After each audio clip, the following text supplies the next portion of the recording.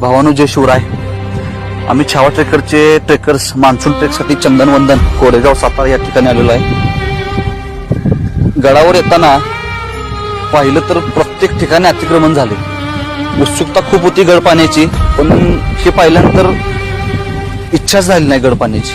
आमचा प्रत्येक गड किल्ल्यावर जाण्याचा मानस असतो, गड किल्ला व्यवस्थित बघणं आणि त्या ठिकाणी वृक्षारोपण करणं, पण इच्छा काहीच राहिली नाही. पण म्हणलं 5 झाडे तर लावून येऊया म्हणून आम्ही एक जागा निवडली. तिथं खोदकाम केलं असता आम्हाला तिथे एक शिवलिंग सापडलं.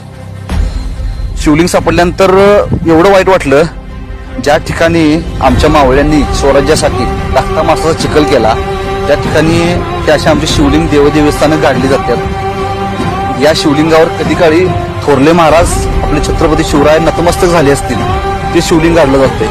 माझी एक तिथल्या शिवभक्तांना विनंती आहे, आणि हा व्हिडिओ कृपया कोरेगाव सातारा येथील